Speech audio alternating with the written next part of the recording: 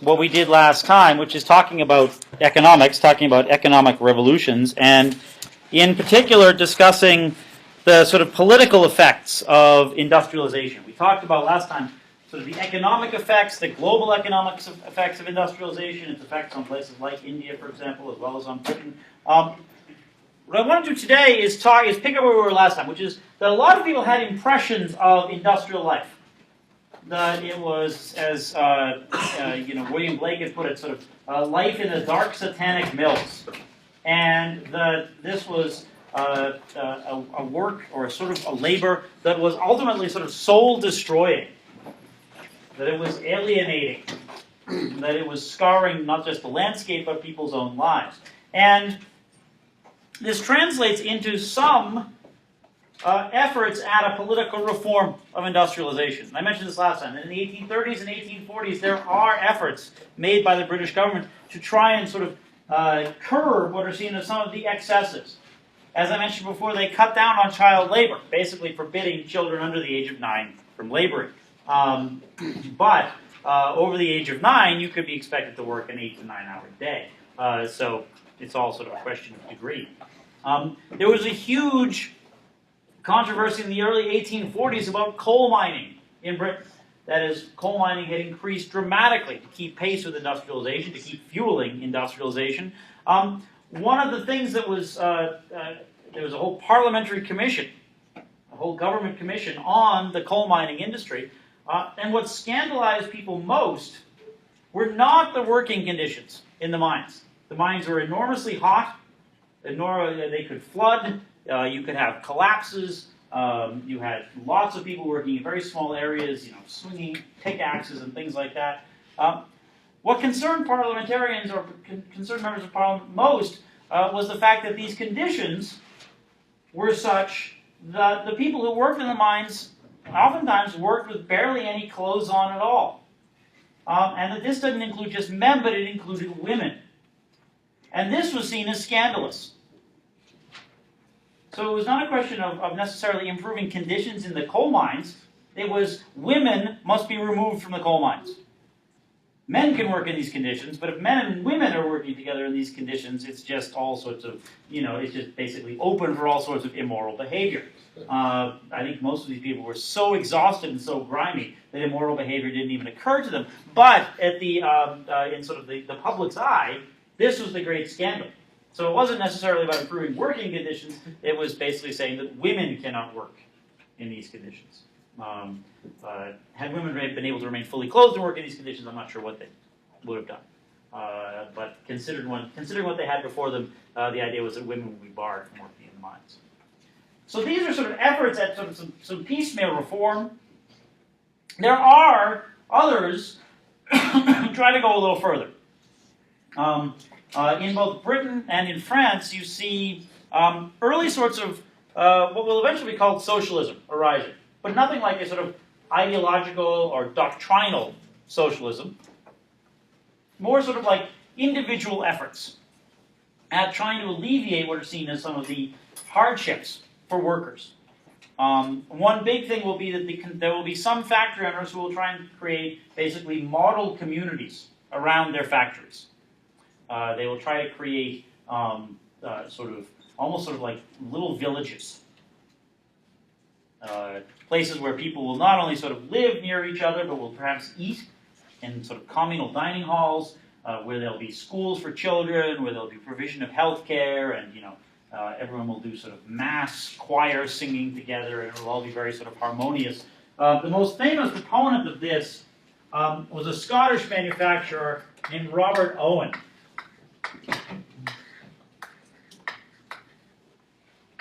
Owenite socialism, as it comes to be called, is based on this idea of sort of smoothing the rough edges of industrialization by providing a supportive community for those who work in the factories. He makes these studies? Yeah, he had a factory in Scotland, and he basically built a model sort of community around it. For several hundred workers and their families. And the idea was, again, people would sort of live, the idea was it was sort of this romanticized version of what life was like in the Middle Ages, that people all sort of lived in harmonious community and people lived nearby and everyone sort of worked together and it was a community effort, which is a really sort of idealized version. Yeah, it's called utopia. I mean, Karl Marx would call Owen and others utopian socialists. That they think they can create these sort of little perfect communities. And he says, no, they're based on a complete misreading of history, etc. But Owen will try. And Owen will try, actually, or Owen's followers will try in the 1840s and 1850s to introduce a similar community into Indiana. They're going to call it New Harmony, Indiana. And it doesn't last long. I think there's a lot of infighting between the people who set it up. They can't decide, I think, even what the factory is going to make. But there is this notion abroad by the early 19th century that somehow, industrialization does something to those involved in it, and that there needs to be some sort of way of alleviating the distresses of industrialization, whether they were real or imagined. And as we've seen from last time, there's a debate over how we weigh sort of both the positive and negative impacts of industry. The most famous duo, you might say, the most famous two people who look at industrialization and say something must be done are the people I mentioned at the end of last time. Two Germans, Friedrich Engels and Karl Marx, usually known as Marx and Engels. They are both from the western part of Germany. Marx is someone who's raised in sort of a middle-class family. He's a newspaper editor. He's a political activist. He's someone who pushes very hard in the early 1840s for greater sort of political reform within Prussia, the precursor to Germany. Yeah, Darcy? Is it the same Karl Marx who did the thing for sociology? What? Came in the manifesto? Yes, this is the same Karl Marx. Yes. Yeah. That's what we're getting, actually, the Communist Manifesto. His co-author of that is a man named Friedrich Engels. Marx is eventually exiled, basically chased out of Prussia by the Prussian authorities in 1848. He comes to London, where he meets up with his friend Engels. Engels is sort of an interesting case. Engels is the son of a German manufacturer who owns plants, who owns textile mills in Britain. And Friedrich had been sent out to basically sort of, supervise them. And he had made fairly extensive visits to these various mills, and he was sort of stunned by what he saw. It's sort of bizarre, but his support throughout his life came from these mills, but he spent a long time of his adult life condemning conditions at these mills. In fact, in 1842 or so, Engels writes a book called The Condition of the Working Class in England, which is his sort of expose of working conditions in these factories. Yes? Why was Marx exiled from Prussia? Political dissent. That is, he's exiled either right before or right as what company called the revolutions of 1848 are taking on in Germany, which are sort of liberal political. He's a little bit more radical than the liberals. He was pushing towards. Yeah, he was the editor of a newspaper that sort of was rabble-rousing, was sort of condemning the government of the Prussian king, pushing for political reform, and he basically was told, "You've got to go, or we're going to arrest you." So he fetched up in London, where he spent the rest of his life. Marx and Engels combined in 1848, having viewed industrialization, Engels to much greater degree than Marx, they issue their famous manifesto, the Communist Manifesto, in which they lay out their vision of industrialization and their vision of, you might capitalize all these, what must be done. And I want to talk a little bit about Marx and Engels here, because I think that they introduced the notion of socialism and communism on the widest possible scale to that date. But oftentimes we need to have sort of, an understanding of what they're actually all about. That is, Marxist is a label that's thrown around, and, you can call somebody a fascist, you can call somebody a Marxist. I seem to spend an inordinate amount of time explaining to people that fascists and communists are not actually the same thing. Despite what people on Bill O'Reilly's show will tell you, all those eminent historians named Hannity, they will attempt to insist upon this, but they're not. And you can take my World War II class for specific descriptions of why they're not. But I want to talk a little bit about sort of what the intellectual underpinnings are for Marx here. Not necessarily to say, oh, here I'm judging Marx's validity one way or another, but rather to give you an idea of what Marx actually meant. And what he and Engels meant in writing the Communist Manifesto, which was in the first place an attempt to sort of explain why the world was as it was at that point, and then to say what the next step forward was.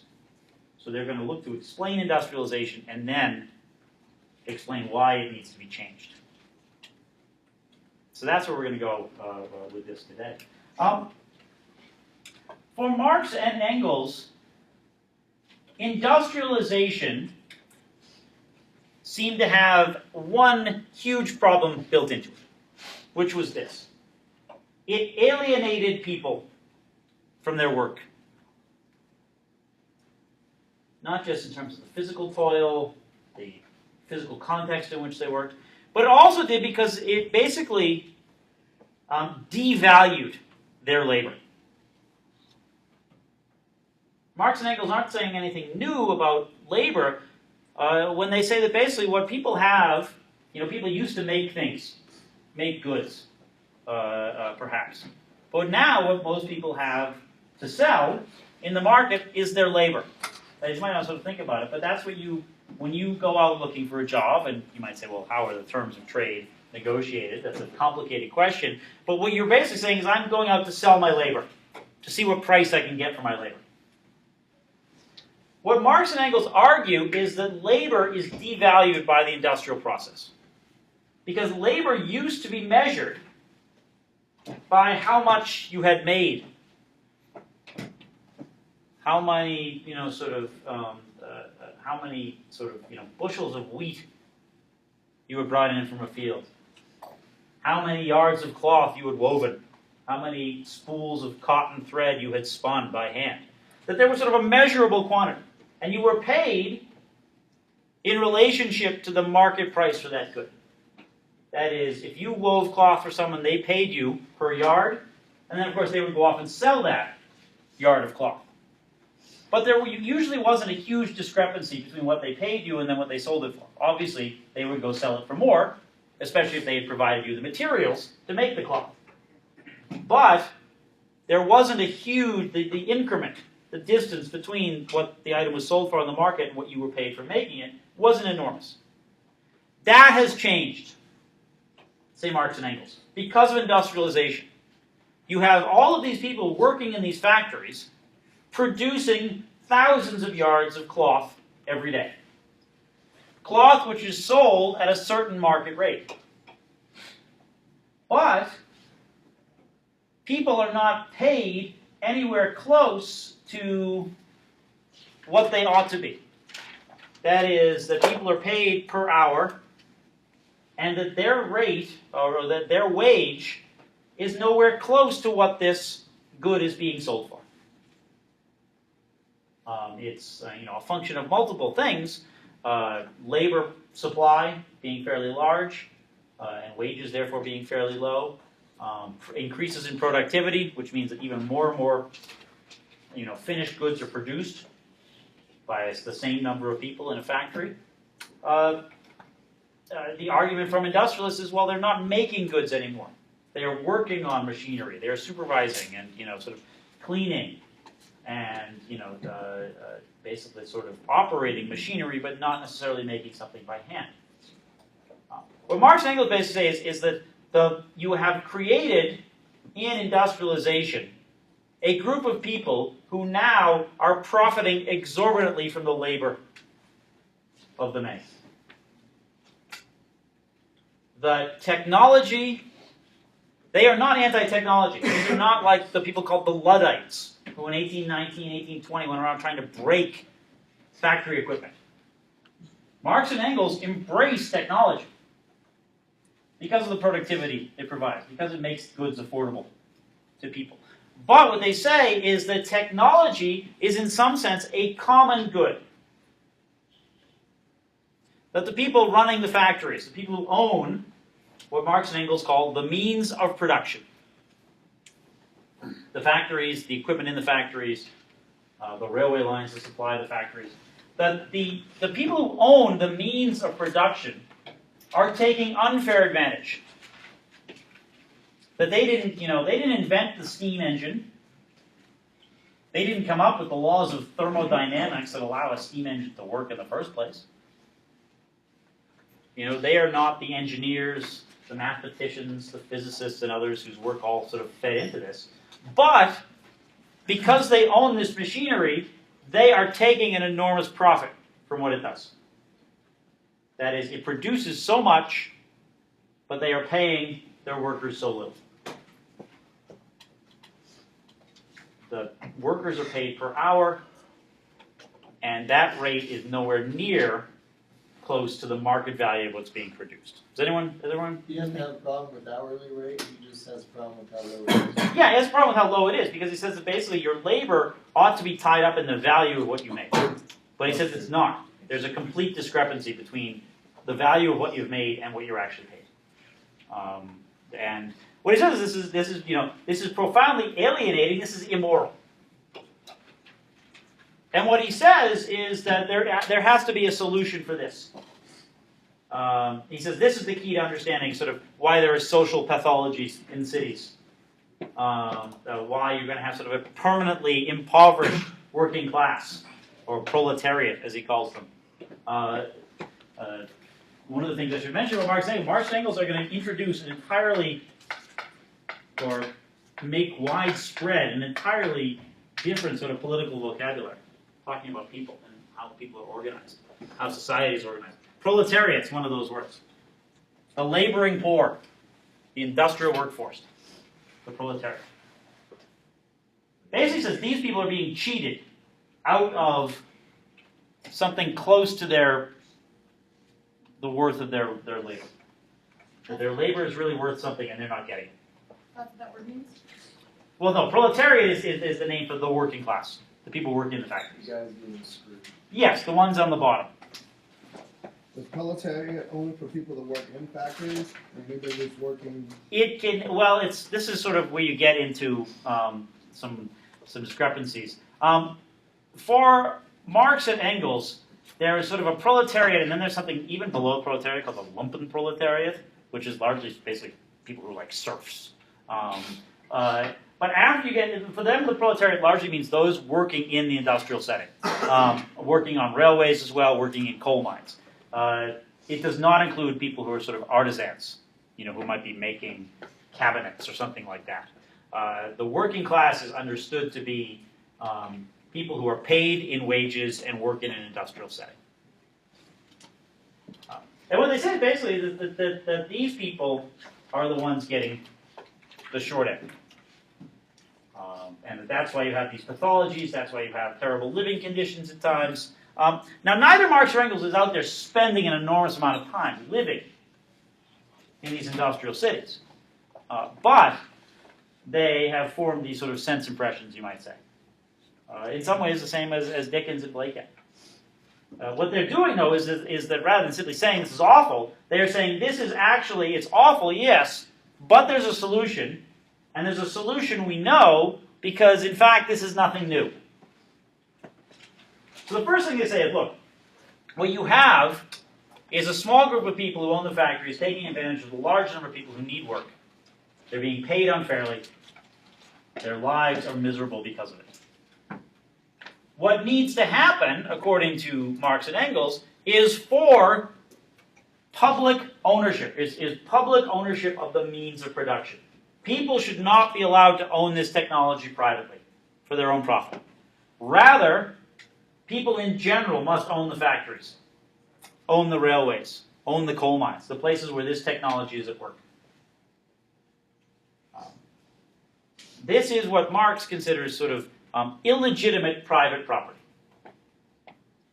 He says, you have not created this, you're not the people who theorized and experimented and developed this technology, therefore, you shouldn't own it. Marx is not saying that everyone is going to be stripped of everything they own. That's one sort of big distinction that needs to be made. Marx is saying that you have what's your personal property. Certainly, no one's going to touch that. You can buy things, certainly. You give them, but these big, important manufacturing industries, where you have this technology which has come together so collaboratively, is now being controlled by the few. He says this is something that has to end. So that's what they identify as the problem. The few own the technology, the means of production. The many have to work in it, and they are not being compensated at anything close to fairness. And the only way to ensure that you get close to fairness is by eliminating private ownership of these technologies and these factories. You might say, well, that's a fantastic idea, Carl. Why, what do we do? This is where Marx gets a little bit more sort of ambiguous and amorphous. That Marx says, look, we have to look at history. Marx and Engels will refer to people as Robert Owen as utopian socialists. In essence, ahistorical socialists, that they have no conception of history. Marx basically says he is a historical scientist. That there are laws in history. There are laws in physics and chemistry. And that human society has been, affected by these laws. These laws, if we understand what has happened in the past, we can understand what will happen in the future.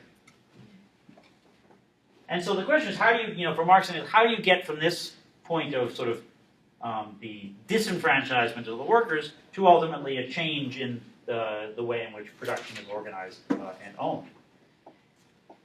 Marx's appeal is, he says, look, history shows us that change is inevitable. History shows that, he's more specific than that. He says there are moments in history of great uprisings, great rebellions, great socio-political changes. And he says these are entirely driven by economic class conflict. But class conflict is the engine of historical development. That in essence, you have people who are the haves and those who are the have-nots. And ultimately, at each stage in human history, the have-nots have risen up and claimed a place or claimed something from the haves. It's a very, very selective reading of history. But it's sort of, it's very attractive to a lot of people because it's all-encompassing. It basically says all history is a history of class conflict. And you say, well, what about religion? What about gender? What about, I don't know, national rivalries and everything?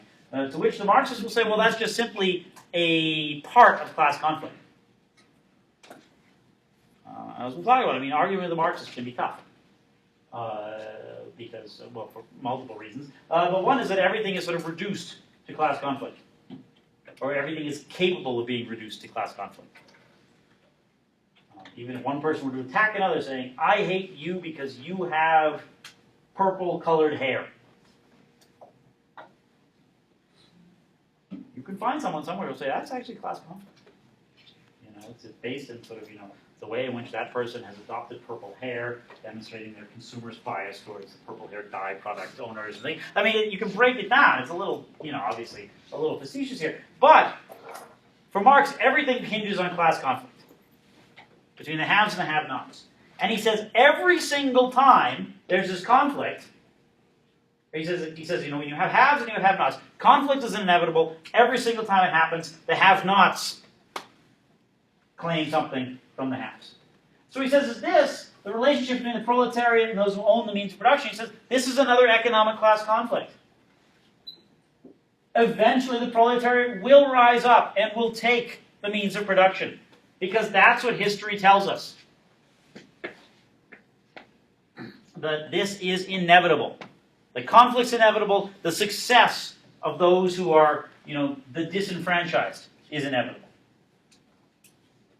It's what makes this a very attractive philosophy to people.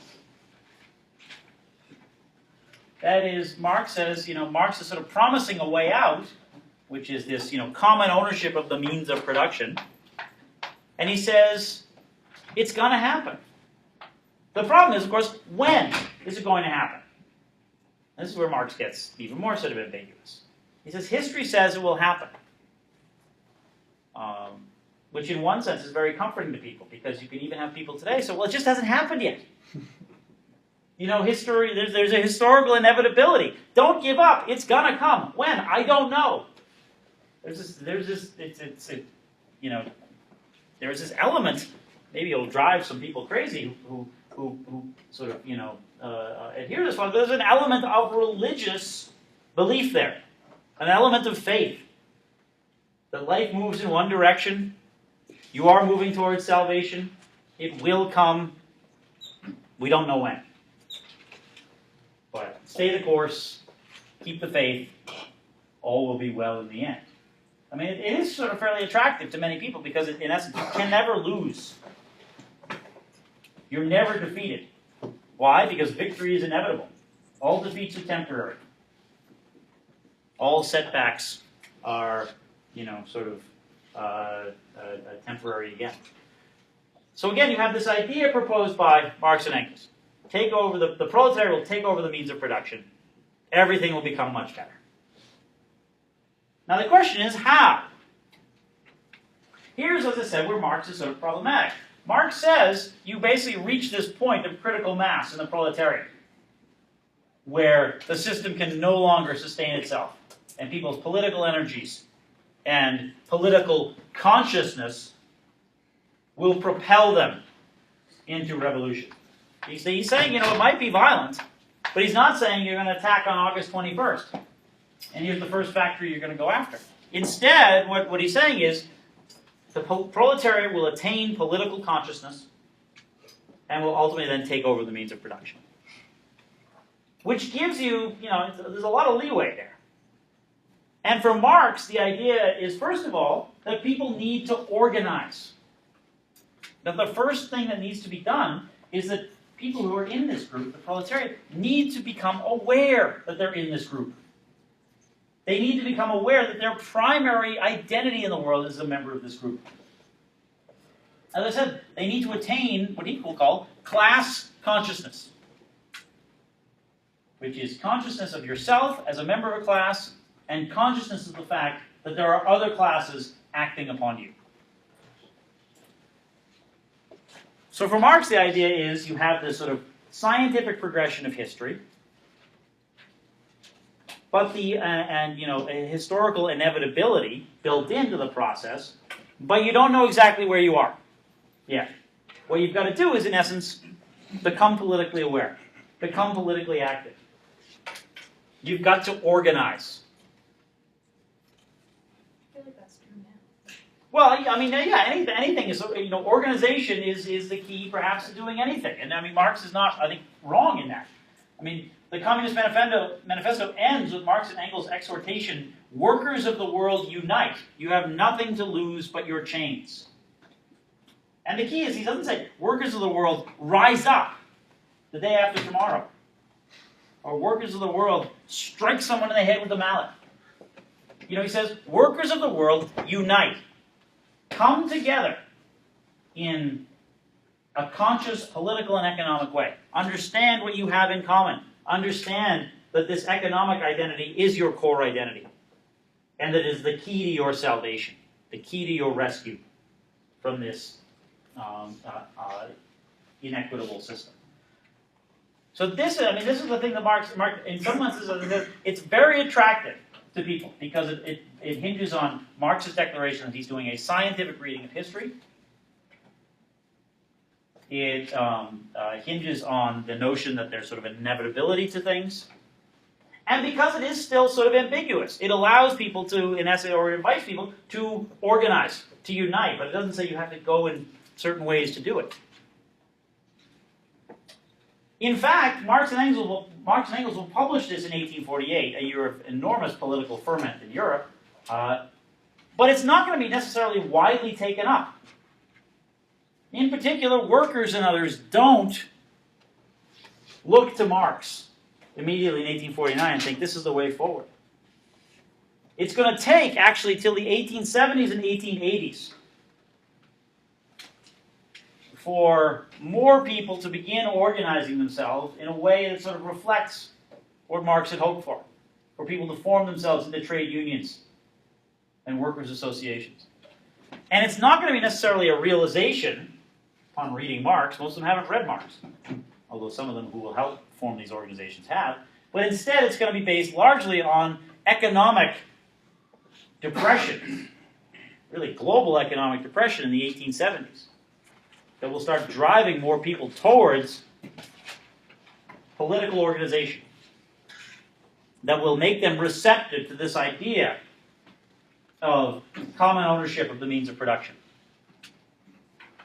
Because in the 1840s, the 1850s, by and large in the industrial world, this is a very productive time. It is one in which there is money to be made, one in which how individual factory owners treat their employees is often more important for how the employees think about themselves than any larger sort of connection to workers in a different mill or plant or mine. So while Marx and Engels proposed this sort of structure and this way of moving forward, this sort of history, this economic structure that sort of dictates how history works, that ultimately will sort of bring people to this new world, they are not necessarily enormously popular. They will try to organize, especially in the 1850s and 1860s, international conferences, international socialist conferences, but they're not really sort of tapping into the workers. Instead, what you're going to get in the 1870s and 1880s is workers themselves starting to organize, and that organization being facilitated by people who are themselves familiar with Marx and Engels, and who will bring at least some of these arguments, that organization is the key, political organization in particular is the key to greater economic reforms. And that the difficulties people are experiencing in the economy are, in fact, rooted in this structure that Marx and Engels had pointed out. But there's no blueprint necessarily offered by Marx and Engels. And in the late 19th century, that's a source of frustration. And you'll get a split among socialists over where you take Marx. On the one hand, there are those who will ultimately call themselves, or are known to us now as gradualist socialists.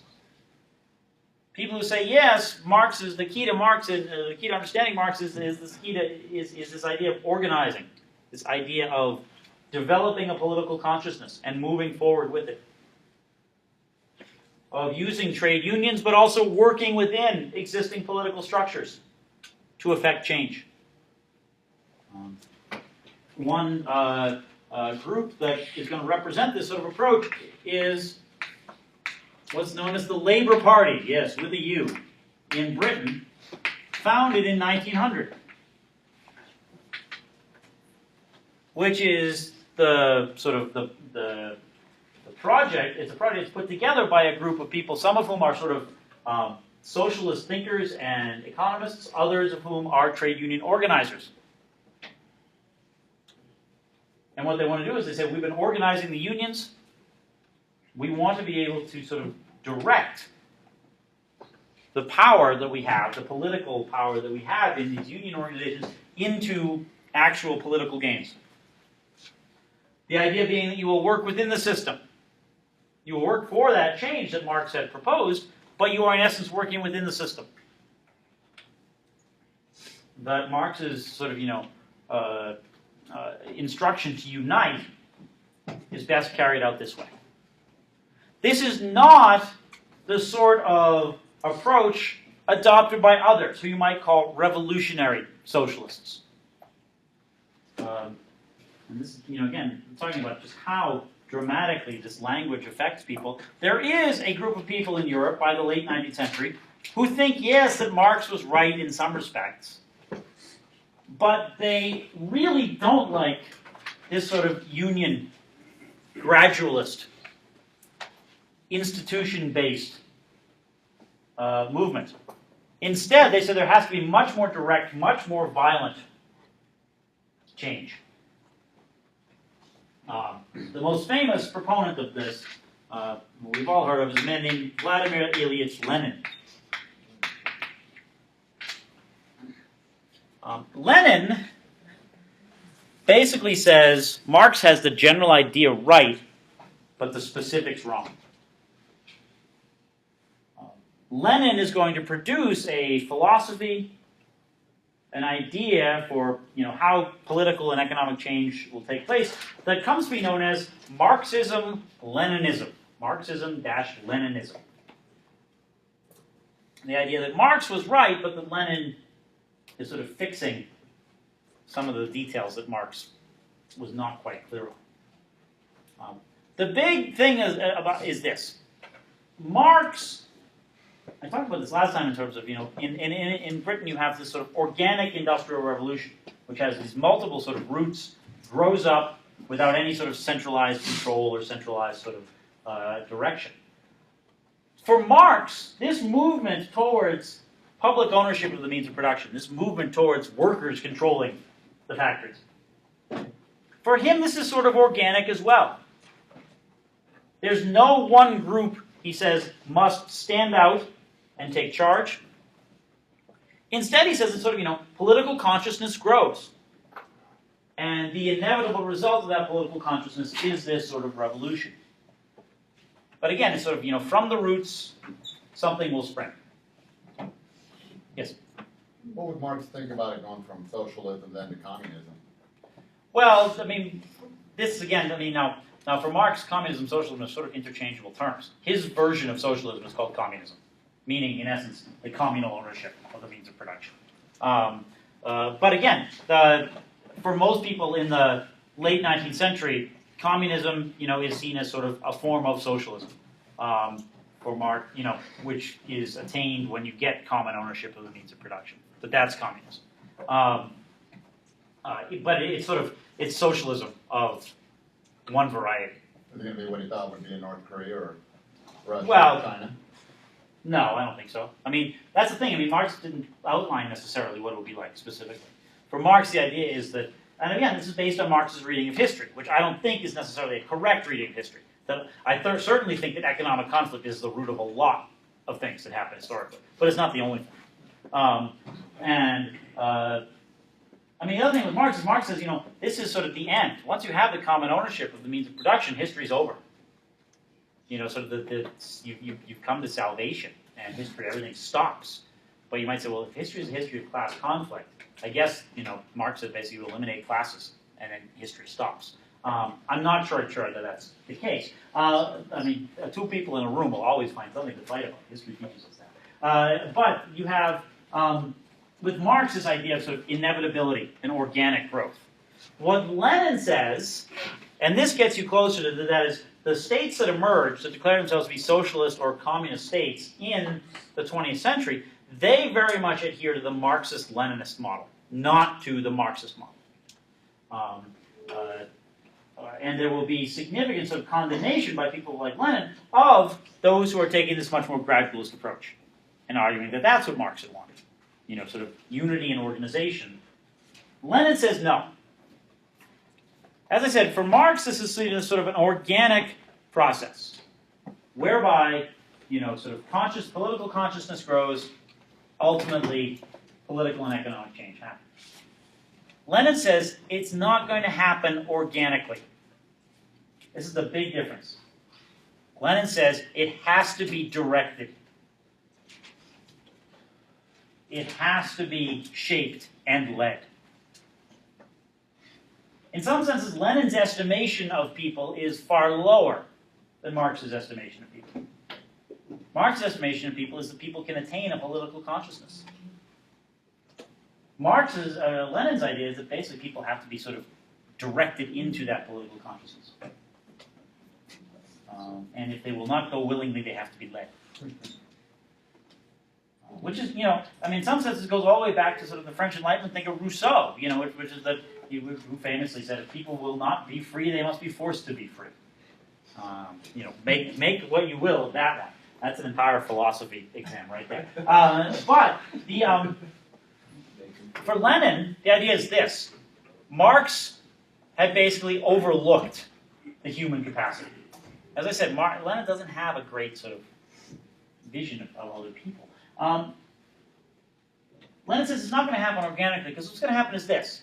People are going to unite, certainly, but when they unite into labor unions, when they unite into organizations, when they organize politically, they're going to get distracted.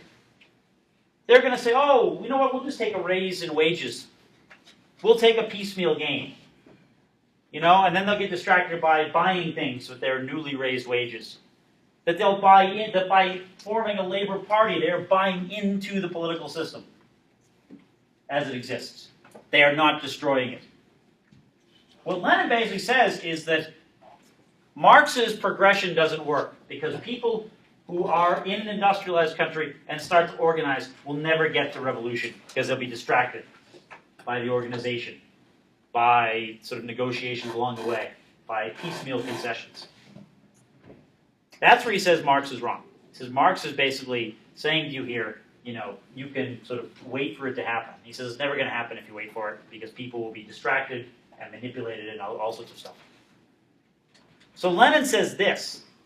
He says it's not going to happen organically. And in fact, it's not even going to happen in a state where there's industrialization. That's the thing. Marx said you have industrialization, and the process of industrialization ultimately produces this proletariat. It attains consciousness, you have a revolution. You have the communist state.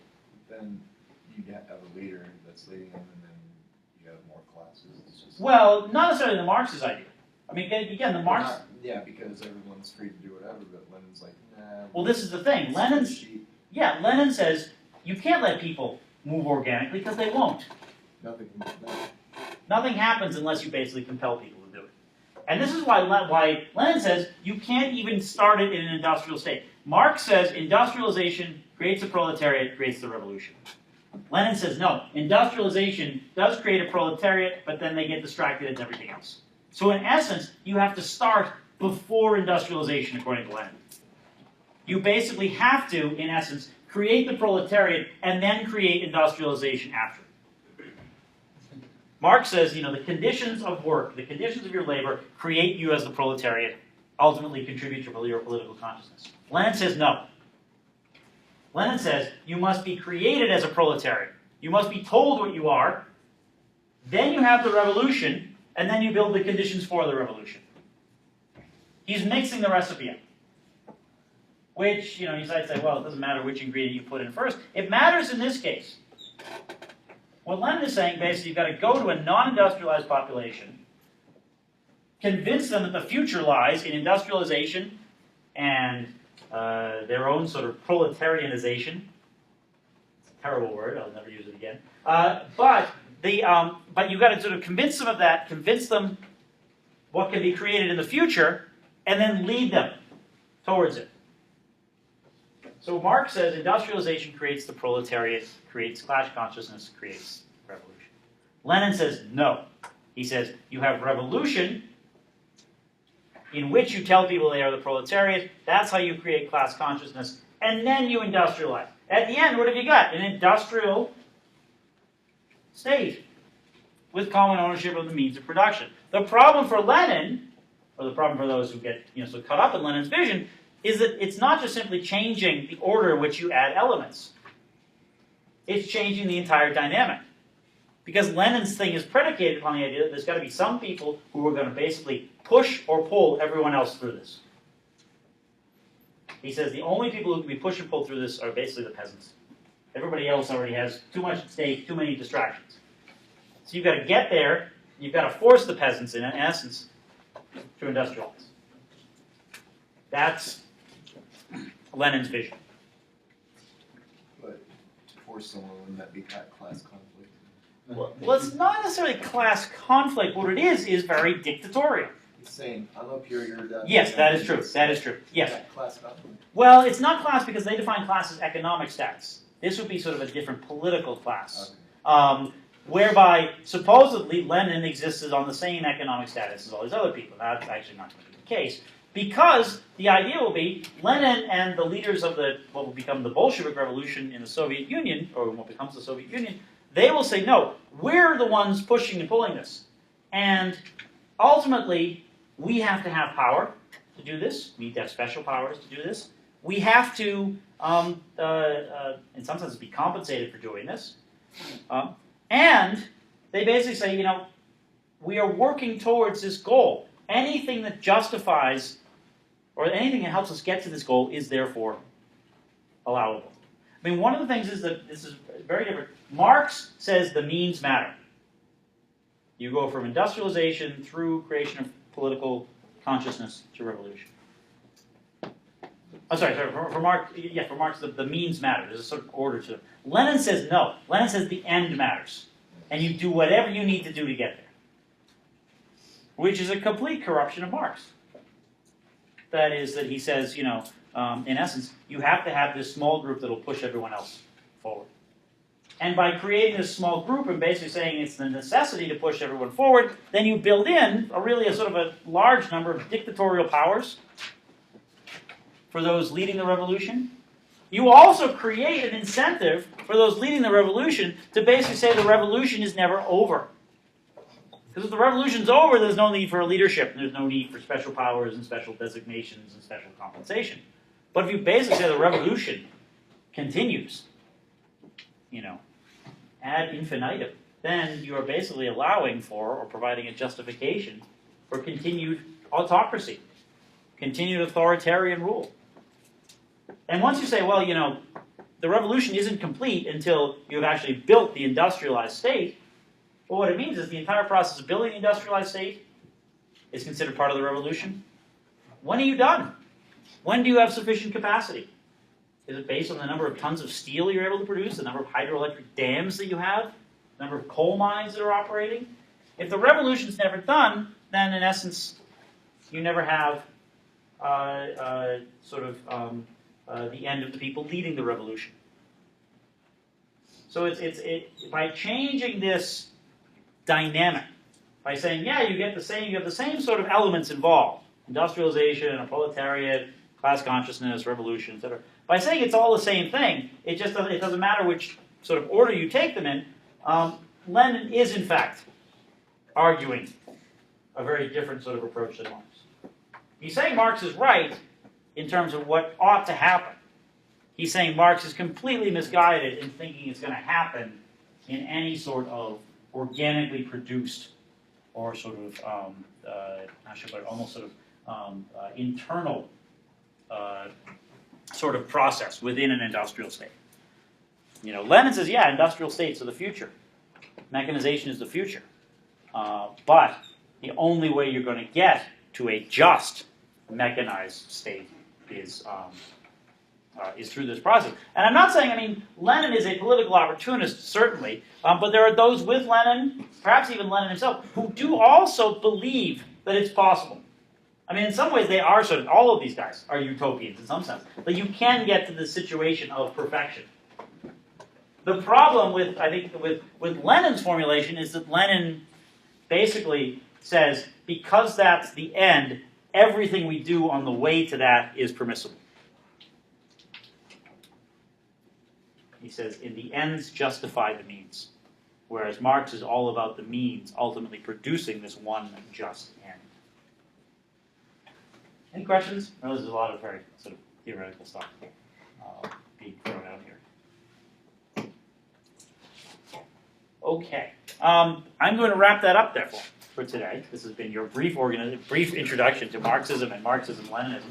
But it's important to remember that basically, industrial revolution, economic change, does produce political change, largely predicated on what people read as the meaning of, or the reality they perceive as the reality of industrialization. It may not necessarily comport to everyone's actual lived experience of industrialization, but you should never let experience get in the way of a theory. Theories are good and fun. Lived experience takes work. All right, I will see you all on Tuesday. Just bring pencils and something to write on. I will provide you with all of the other material. Thank you.